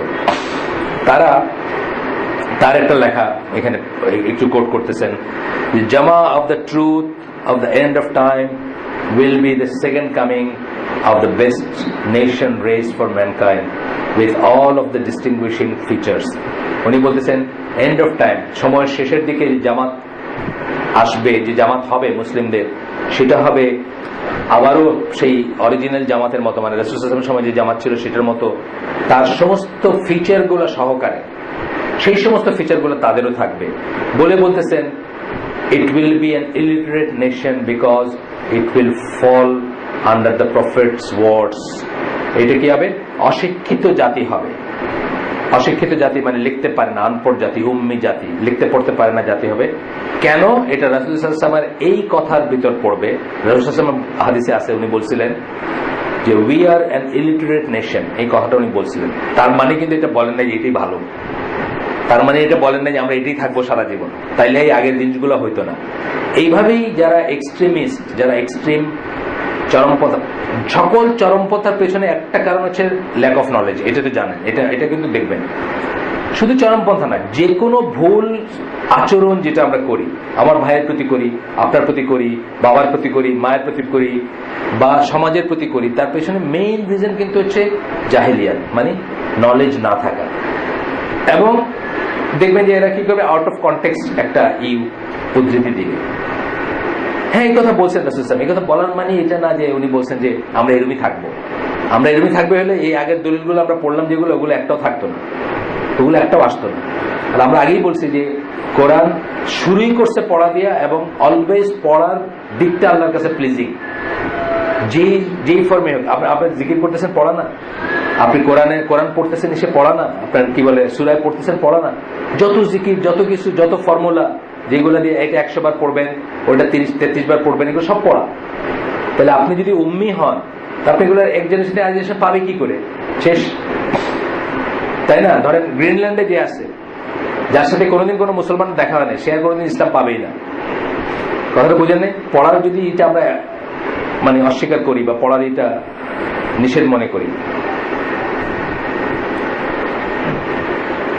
We are an illiterate nation, আমরা একটা, ওখানে চলে যান ভিতরে, আমরা একটা অশিক্ষিত জাতি, বা আমরা উম্মি জাতি। ইলিটারেট বলতে আসলে জ্ঞান নাই সেটা বোঝানো হয় না, লিখতে পড়তে না জানা বোঝানো হয়। উম্মি কথাটা মিনিং কিন্তু সেটা, জ্ঞান নাই সেটা না। আচ্ছা, তারপর বলছেন it will also fall under the words of Allah as well as, এই যে এটা আদার্স, এটা বলবো আমরা কি জিনিসটা। সূরা জুমার একটা আয়াত আছে যেখানে বলা হয়েছে যে ওইখানকার এইটা আমরা পড়বো, পড়ে শোনাবো আপনাদের, এখানে পরে আবার আসবে সূরা জুমাতে কি বলছেন আল্লাহ। এখানে আসছেন আল্লাহ বলতেছেন, it is he who has sent amongst the unlettered a messenger from among themselves. আল্লাহ যারা লিখতে পড়তে জানতো না তাদের ভিতরে একজন রাসূল পাঠিয়েছেন তাদের মধ্য থেকে। ইন জেনারেল আরবদের কথা বলছেন আর কি। আর আমরা তো পড়লাম যে মদিনার আরবরা লিখতে পড়তে পারতো না, মক্কাররা লিখতে পড়তে জানতো। To rehearse to them his science, তাদেরকে তার আয়াতসমূহ পড়ে শোনাইতে বা বলতে। টু স্যাংটিফাই দেম, তাদেরকে পবিত্র করতে। And two instruct them in the book and the wisdom, তাদেরকে কি কিতাব ওয়াল হিকমা, যেটা কোরআনের ল্যাঙ্গুয়েজ আর কি, কিতাব এবং হিকমা। কিতাব হচ্ছে আপনার কিতাব কোরআন, আর হিকমা বা উইজডম হচ্ছে অ্যাকচুয়ালি সুন্নাহ। সকল স্কলার, বড় স্কলার এই ব্যাপারে একমত। Although they had been before in manifest error, কি বলছেন, যদিও তার আগে তারা পথভ্রষ্টতার ভিতর ছিল। কারা? যাদের ভিতর পাঠাইছেন নবীকে, তারা পথভ্রষ্টতার ছিল। এইটারই পরবর্তীতে বলতেছেন, পরবর্তী জায়গায় অন্য কথা, মানে এই আয়াতের কন্টিনিউশনটা ধরে নিয়ে উনি বলতেছেন যে, আচ্ছা এখানে বলতেছেন কি, শুক্র মুস্তাফা রোড, শুক্র মুস্তাফা কি লিখছেন এটা নিয়ে, this is an unlettered nation, it is not just those who the messenger of Allah সাল্লাল্লাহু আলাইহি ওয়াসাল্লাম was first sent to, who were unlettered. তারপরে উনি বলতেছেন এই কথাটার পরে, এই কথা কে বলতেছেন? শুক্র মুস্তাফা বলতেছেন যে শুধুমাত্র রসুলের সাথে যারা ছিল তাদেরকে বুঝেছেন, তারা আমাদেরকে জেনারেলি আল্লাহ চাইছেন যে আমরা যেন আনলেটার থাকি, যেটা একদম ফ্যালাসিয়াস কথা। মানে কোরআনের তাফসীর যারা পড়ছেন, এই সূরা জুমা যারা পড়ছেন, যারা এটার অর্থ আজকে নিয়ে বসেন বাসায় গিয়ে, ছোট্ট একটা সূরা, দেখবেন যে মানে একেবারেই এই জিনিস বোঝানো হয়নি, কিন্তু উনি ওইখান থেকে ওই যে আউট অফ কনটেক্সট কোট করা, এটা হচ্ছে সকল চরমপন্থীদেরই কিন্তু আউট অফ কনটেক্সট মানে কোট করে আপনাকে বিভ্রান্ত করা, সকল চরমপন্থীদের। যেমন জিহাদ, কথা মানে যার মনে জিহাদের তামান্না নাই সে তার মৃত্যু, মুনাফিকের মৃত্যু, কথা ঠিক। কিন্তু ডাজ ইট মিন এখনকার আইএসএ জয়েন করা? No, it doesn't mean. এইখানে বুঝতে হবে যে মানে কোটগুলো তারা এমন ভাবে করবে, আপনারও জ্ঞান কম, তারও জ্ঞান কম, কিন্তু সে আপনার চেয়ে স্মার্টার। আপনাকে এমন ভাবে কোট করে একটা জিনিস শোনাবে, শোনার পরে আপনার একদম আপনি আপনার ইমান আছে কিনা এটা নিয়ে ঘুমাইতে পারতেছেন না রাত্রে, কই আমার তো আইএসএ যাওয়ার কোনো ইচ্ছা হয় নাই কোনোদিন, তাইলে বোধহয় আমার ইমানই নেই। বুঝছেন না ব্যাপারটা? এই জিনিসটা হয় আর কি। আচ্ছা, এইখানে যেটা আমি বলতেছিলাম 2 নম্বর আয়াতটা, আমরা কিন্তু সূরা জুমার 2 নম্বর আয়াতটা পড়লাম মাত্র। 3 নম্বর আয়াতটাতে আল্লাহ বলতেছেন কি, এর পরের আয়াতটাতে, as well as others of them who have not already joined them and he is exalted। মানে কাদেরকে আল্লাহ রাসূল সাল্লাল্লাহু আলাইহি ওয়াসাল্লাম করলেন, কাদেরকে আল্লাহ রাসূল সাল্লাল্লাহু আলাইহি ওয়াসাল্লাম কিতাব শিক্ষা দিলেন, হিকমা শিক্ষা দিলেন? যারা ম্যানিফেস্ট এররে ছিল, মানে এখন যারা আছে, as well as তারা যারা এখনো আসে নাই, পরে আসবে, তাদের কথা বলা হচ্ছে। এইটাকে সব এক ব্রেকেটে ঢুকায় সে বলতেছে আনলেটার্ড বলতে, as well as যারা পরে আসবে তারাও আনলেটার্ড হবে, এটা বলতেছে। বুঝছেন তো কথাটা? একদম ফ্যালাসিয়াস একটা কথা।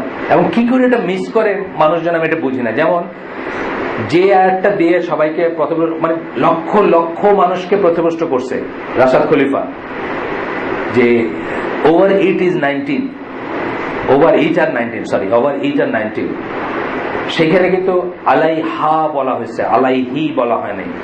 এই একটা পয়েন্ট কি করে মিস করে মানুষ, যে কোরআনে সর্বত্র কোরআনকে ম্যাসকুলিন বলে এই করছেন, আল্লাহ সম্বোধন করছেন, পুরুষবাচক।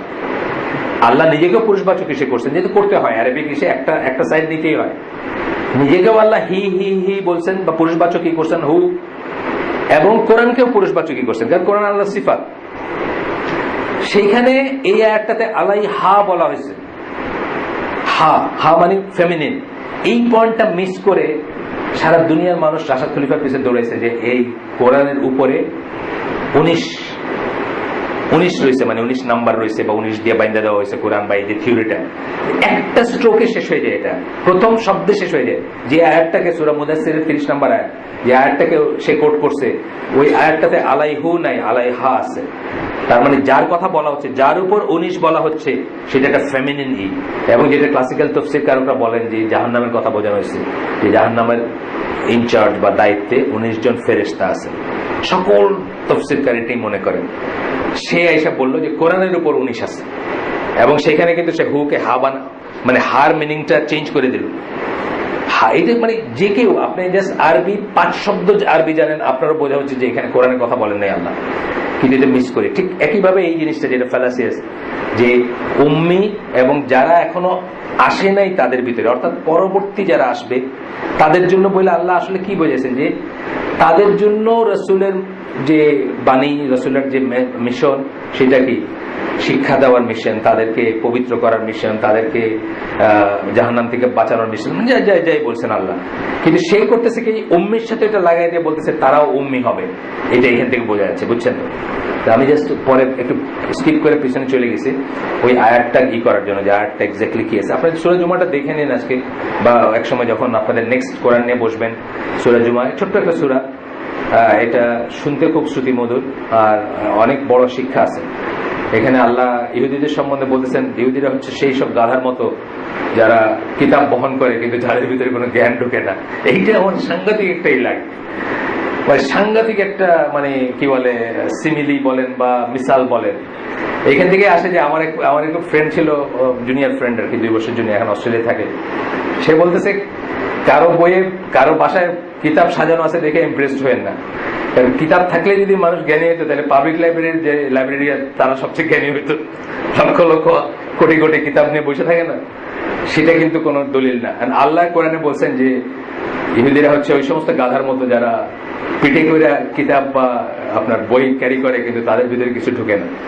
সাংঘাতিক। মানে সূরা জুমাটা কিন্তু অনেক দিকে খুব সুন্দর কিছু জিনিস আছে, আপনারা পড়ে দেখেন। এবং সূরা জুমাতে আমাদের জন্য অন্য শিক্ষা আছে।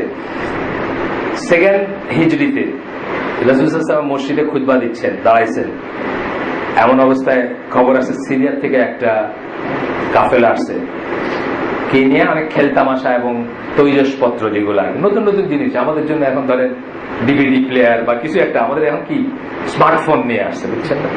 স্মার্টফোন নিয়ে আসছে ইসের থেকে, আপনার চায়নার থেকে নিয়ে আসছে, বা অ্যাপলের ওয়্যার হাউস থেকে স্মার্টফোন বিক্রি হবে ধরেন, এখন এখানে আসছে। এইখানে দাঁড়ায় বলতেছে অ্যাপল আইফোন কে কিনবেন, আমাদের এই হালাকা খালি।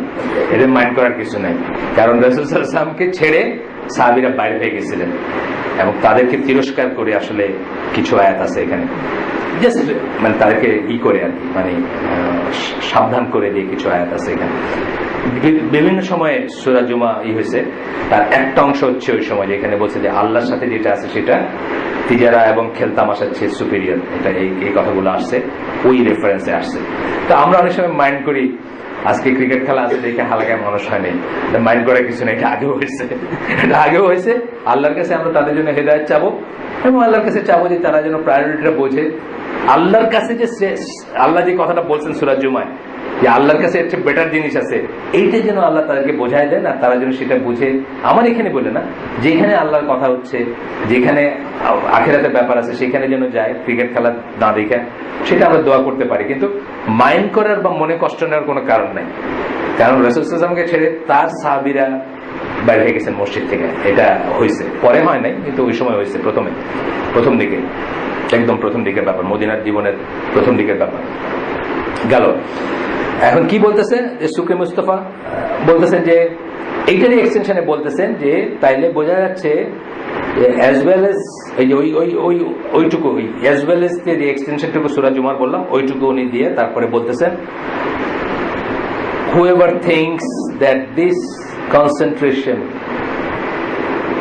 of efforts, sciences and inventions that are filling the earth now have been done for the worship of Allah, or that one may join together both sacrificing one's life in building up this radiant civilization and pompous, উনি মোট কথা যেটা বলছেন যে এই দুনিয়াতে যে সমস্ত সুখ স্বাচ্ছন্দ্য অ্যাচিভ করার জন্য এইটার সাথে ইসলামের কোনো সম্পর্ক আছে যদি কেউ মনে করে সে ভ্রান্ত।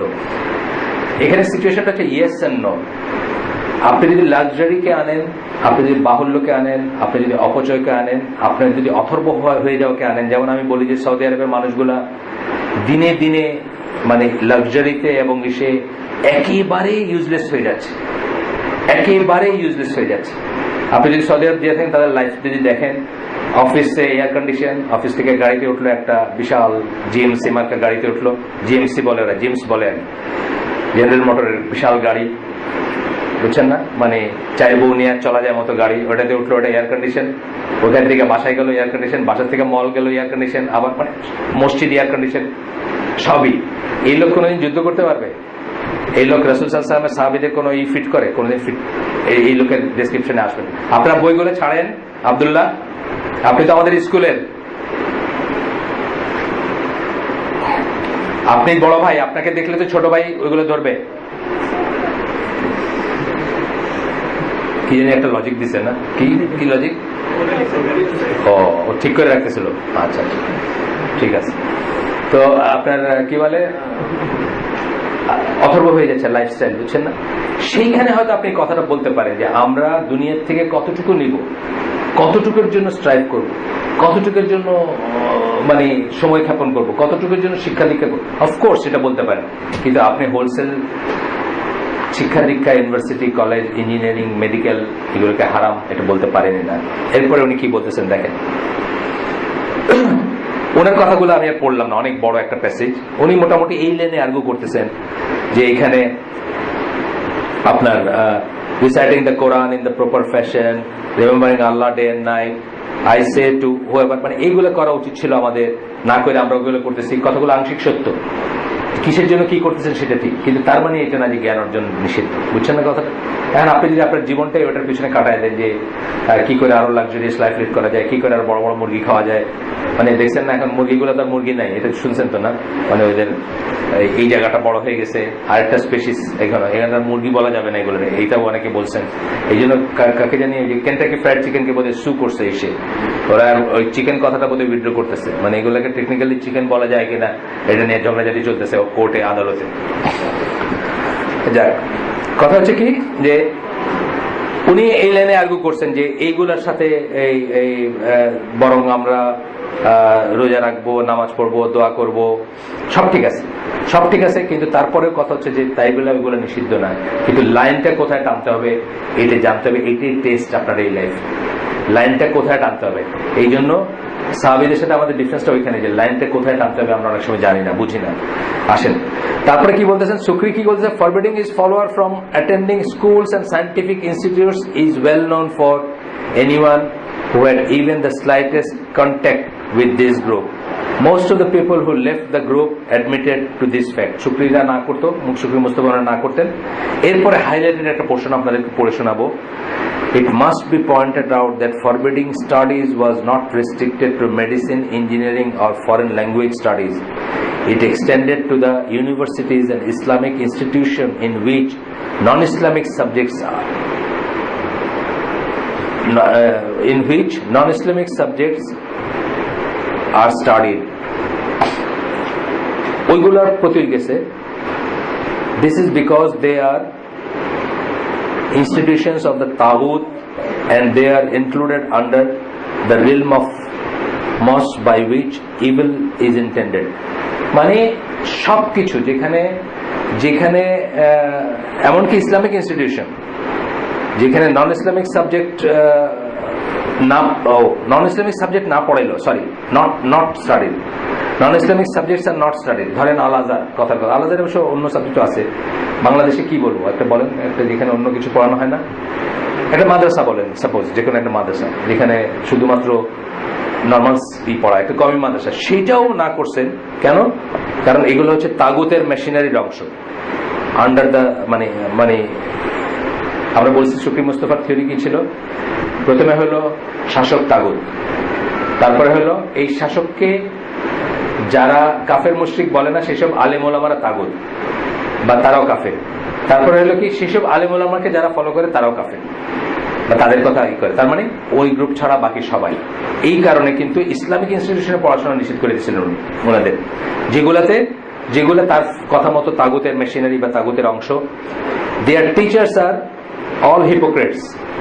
ওই সমস্ত মাদ্রাসা বা ওই সমস্ত ইসের টিচাররা হচ্ছে সবাই নবীনগর। কি যাবে আজকে নবীনগরে? যাবেন না? দিয়ে দিন, ঠিক আছে, সময় ঠিক আছে, আমরা শেষ করে দিচ্ছি। আপনাদেরকে আগে বলছি তো সেই অনুযায়ী উনি বলতেছেন, আমি ভুল পড়ছিলাম একটু, এখানে দাঁড়ান। This is because their institution, এর আগের লাইনটা আমি একটু পড়ে দিই, আমি শেষ করে দিব এখন। It extended to the universities and Islamic institutions in which non-Islamic subjects are not included, not studied. যেখানে ইসলাম ছাড়া কিছু পড়ানো হয় না এমন শিক্ষাও তিনি নিষিদ্ধ করছিলেন। কেন? This is because they are institutions of the তাগুতের ইনস্টিটিউশন, মানে এই সরকার এই মেশিনারির আন্ডার আছে সেই জন্য, and they are included under the realm of mosque by which evil is intended. এমন মসজিদের আন্ডারে পড়ে বা এমন ইসের ভিতরে পড়ে যারা যেখান দিয়ে ফিতনা ছড়াচ্ছে বা মানে খারাপ জিনিস ছড়াচ্ছে। Their teachers are all hypocrites. তাদের টিচাররা, এসব মাদ্রাসা মসজিদের টিচাররা হচ্ছে সব মুনাফিক। ইনফ্যাক্ট দে আর অ্যাপোস্টেটস। অ্যাপোস্টেটস মানে মুরতাদ, তারা মুরতাদ হয়ে গেছে সব। Because they do not believe that there exists the greater kufr that takes one out of the fold of the religion. তারা এই জন্য তারা সব মুরতাদ হয়ে গেছে, কারণ তারা এমন কুফরের ভিতরে আছে যে কুফর ইসলাম থেকে কাউকে বাইর করে দেয়, এটা তারা বিশ্বাস করে না। As for the sanctioned knowledge, it cannot be achieved but in the classroom that follow the জামা মানে ওনার জামাত আর কি, তাকফির বা হিজরা। Indeed, it is not acceptable to approve of any curriculum except that which was laid down in details by the leader of this Jamaat. This Jamaat মানে তার জামাত আর কি, তাকফির বা হিজরা বা শুকরির যে জামাত। আমরা যেটা শুনলাম, আমরা অনেক সময় এই রোড সাইন বলে না, একটা সাইন পোস্ট, রাস্তার বলে না চিহ্ন, কোন দিকে কোন রাস্তা গেছে, এগুলা হচ্ছে আমাদের জন্য সাইন পোস্ট। আমরা কিন্তু অনেক আমাদের এখনকার সময়কার ইসলামপন্থী অনেকদের ভিতরে এই জিনিসগুলো প্রবণতাগুলো দেখি যে এখানে যাও না, ওইখানে পড়ো না, এটা করো না। হ্যাঁ, একটা রিজন থাকতে পারে, যেমন বললাম আমার মেয়ে ঢাকা ইউনিভার্সিটিতে পড়বে আর্টস ফ্যাকাল্টিতে, কল্পনাই করতে পারে না, সেটা হলো ডিফারেন্ট জিনিস ফর ডিফারেন্ট রিজন। কিন্তু পড়াশোনা, সায়েন্স, টেকনোলজি, দিন শিক্ষা, দুনিয়া সব বাতিল, শুধুমাত্র আমারই ছাড়া। এইটা হচ্ছে এক্সট্রিমিজমের চিহ্ন বা রিলিজিয়াস এক্সট্রিমিজমের অংশ। আল্লাহ আমাদেরকে তৌফিক দেন এটা বোঝার, জানার এবং এখান থেকে শিক্ষা নেওয়ার এবং সাবধান থাকার। সুবহানাকা আল্লাহুম্মা বিহামদিকা আশহাদু আল্লা ইলাহা ইল্লা আনতা আস্তাগফিরুকা ওয়া আতুবু ইলাইক। আসসালামু আলাইকুম ওয়া রাহমাতুল্লাহি ওয়া বারাকাতুহু।